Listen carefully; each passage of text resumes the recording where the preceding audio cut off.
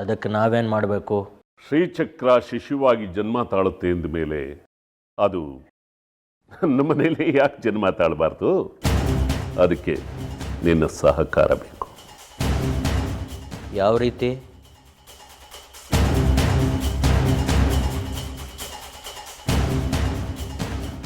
ಆ ಶಿಶುವಿನ ಗರ್ಭವನ್ನು ಹೊರೋ ಜಾಜಿನ ನೀನು ಮದುವೆ ಆಗಬೇಕು.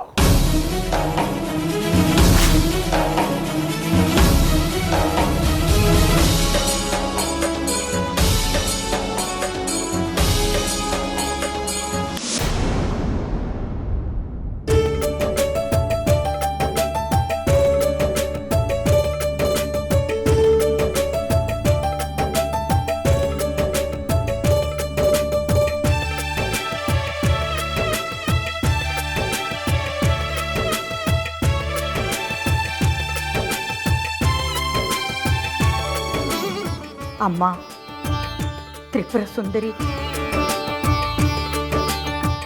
ಬರೋ ಗಂಡು ಅನುರೂಪನಾಗಿದ್ದು ನಮ್ಮ ಜಾಜನೆ ಮೆಚ್ಚಿ ಮದುವೆಯಾಗಿ ನಮ್ಮ ಯಜಮಾನರ ಆಸೆ ನೆರವೇರೋ ಹಾಗೆ ಮಾಡಿದ್ರೆ ನಿನಗೆ 21 ದಿನ ತುಪ್ಪದ ದೀಪ ಹಚ್ತೀನಿ ತಾಯಿ.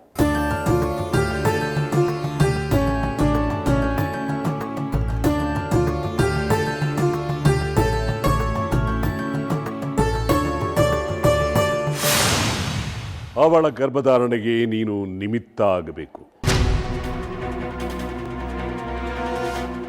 ಅವಳು ಈ ಮನೆ ಸೊಸೆಯಾಗಿ ಬಂದು ಶ್ರೀಚಕ್ರ ಸ್ವರೂಪಿ ಶಿಶುವನ್ನ ಹೆತ್ತು ನನ್ನ ಕೈಗೆ ಕೊಡಬೇಕು.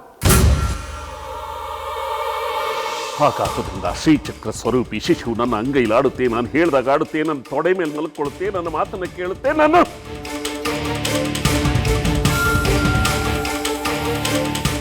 ಕೈಗೊಂಬೆಯಾಗುತ್ತೆ ಶ್ರೀಚಕ್ರ.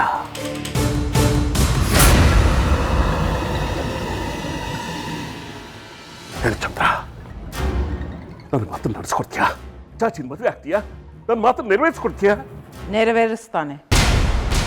ಅತ್ತೆ, ಇವರ ಶ್ರೀಚಕ್ರದ ಆಸೆಗೆ ನಾನು ಮದುವೆ ಆಗಿ ನಾನೇ ನನ್ನ ಬದುಕನ್ನ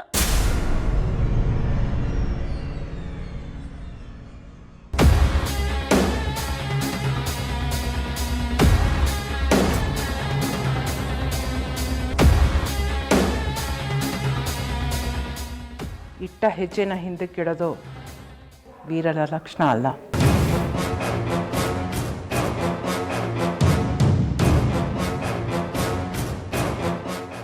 ನೀನು ಮದುವೆ ಸಿದ್ಧತೆಗಳನ್ನ ಮಾಡ್ಕೊ.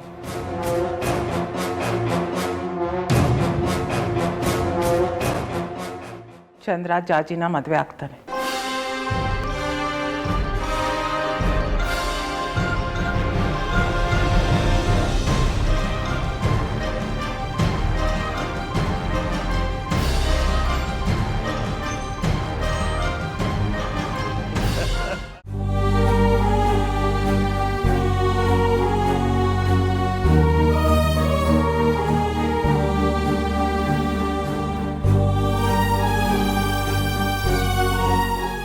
ಮಗಳೇ, ಯಾಕೆ ಹೀಗೆ ಕೂತಿದ್ಯಾ? ಯಾಕೆ ಮಂಕಾಗಿದೆಯಾ? ಹಾಗೆ ನೋಡಬೇಡ ನನ್ನ.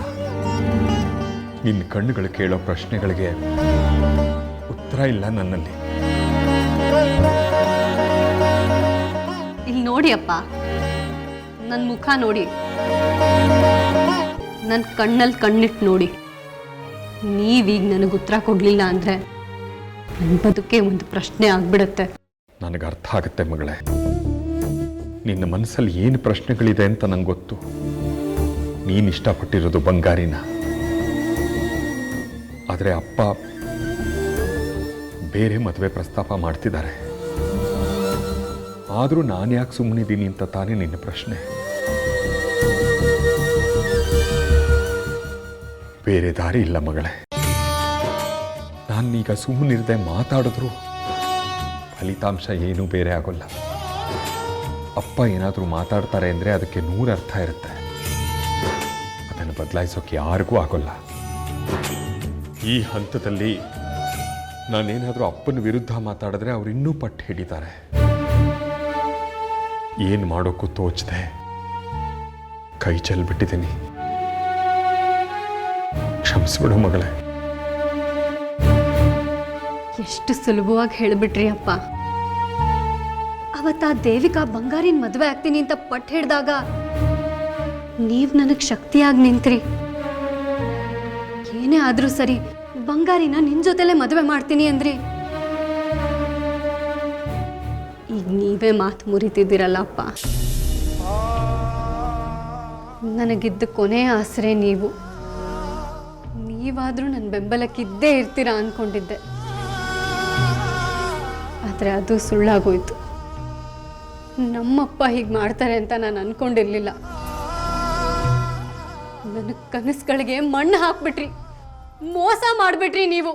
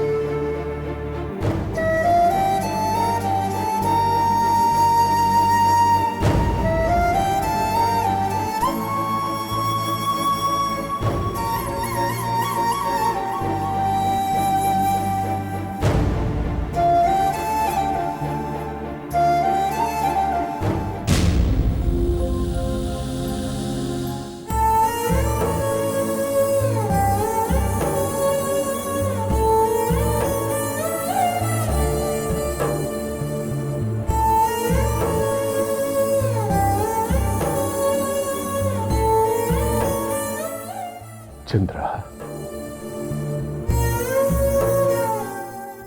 ನಾನು ನನ್ನ ಕೈಯಾರೆ ಮಾಡಿದ ಅಡಿಗೆಯನ್ನು ಬಡಿಸಿದ್ರೆ ಊಟ ಮಾಡದೇ ಇರೋಷ್ಟು ಕಠಿಣ ಹೃದಯ ಆಗೋಗ್ಬಿಟ್ಯಾ ನೀನು. ನೀನು ಮೇಧಾವಿಯಾಗಿ ಜಗತ್ತನ್ನೇ ಆಳೋ ಹಾಗಾಗಲಿ ಅನ್ನೋ ಆಕಾಂಕ್ಷೆ ಇಟ್ಕೊಂಡಲ್ಲ, ಅದೇ ನನಗೆ ಉಳವಾಗೋಯ್ತಾ? ಅಥವಾ ನಾನು ಅಮ್ಮನವ್ರ ವಿರುದ್ಧ ಹೋಗಿದ್ದಕ್ಕೆ ನನ್ನ ಮಗನೇ ನನಗೆ ತಿರುಗಿ ಬಿದ್ದುಬಿಟ್ಟ?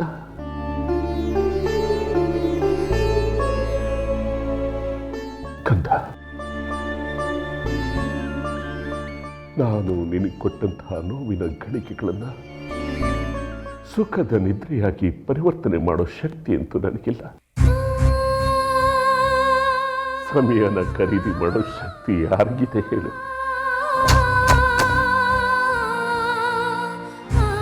ನಾನು ಸೋತೋಗ್ಬಿಟ್ಟೆ ಕಂದ, ಸೋತೋಗ್ಬಿಟ್ಟೆ. ಆದ್ರೂ ಈ ಪಿತೃ ಹೃದಯ ನಿನ್ನ ಈ ಬಾಯಿಯಿಂದ ಒಂದ್ಸಾರಿ ಅಪ್ಪ ಅಂತ ಕರೀಲಿ ಅಂತ ಹಂಬಲಿಸ್ತಿದ್ದೆ. ನಾನು ತಪ್ಪು ಮಾಡಿದ್ದೀನಪ್ಪ, ನಾನು ತಪ್ಪು ಮಾಡಿದ್ದೀನಿ. ಎಳೆ ಕರುವನ್ನ ಹಸುವಿನಿಂದ ದೂರ ಮಾಡಿದಂಥ ಪಾಪಿ ನಾನು. ನನ್ನ ಕ್ಷಮಿಸು ಅಂತ ಹೇಳಕ್ಕಾಗಲ್ಲ.